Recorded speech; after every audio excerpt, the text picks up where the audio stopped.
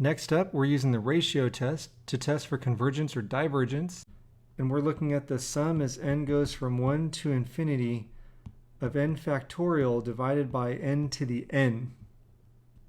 N to the n is something that we rarely see unless we're working with series. But here it is.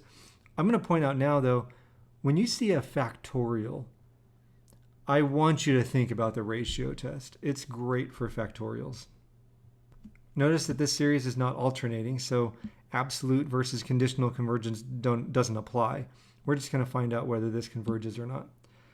We'll start out with the limit as n approaches infinity of n plus 1 factorial divided by n plus 1 to the n plus 1 times the reciprocal of the nth term, n to the n divided by n factorial. I was going to have you do this one on your own, but I realized it would just be frustrating, I think. Let's talk about n plus 1 factorial. It is n plus 1 times n minus 1 times all the numbers all the way down times 3 times 2 times 1. N factorial is n times n minus 1 times all the numbers down times 3 times 2 times 1. Therefore, if we divide n plus 1 factorial by n factorial, everything divides out except for the n plus 1. Try it with like 5 and 4. See what happens.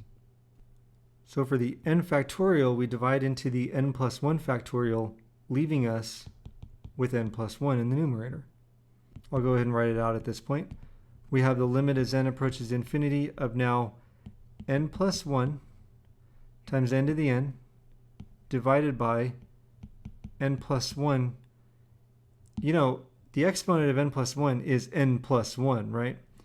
I'm going to write that as n plus 1 times n plus 1 to the n, remembering that when we multiply numbers that have the same base, we add their exponents, right? So the n plus 1 without the exponent really has an exponent of 1.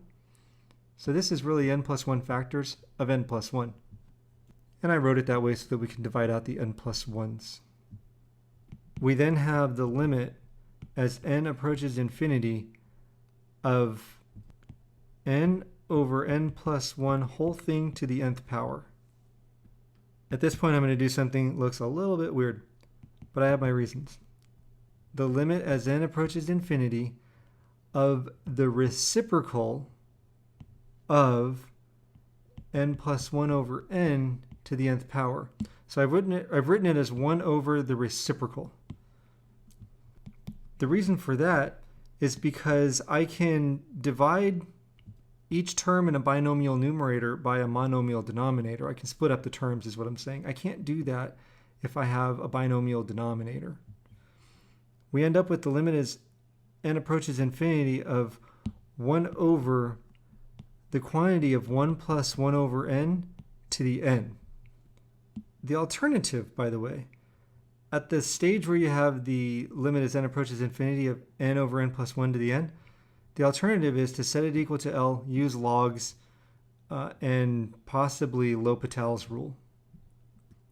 But the way we did this, if you look in at the limit statement here, the limit as n approaches infinity of the quantity of 1 plus 1 over n to the n, folks, that's the definition of E.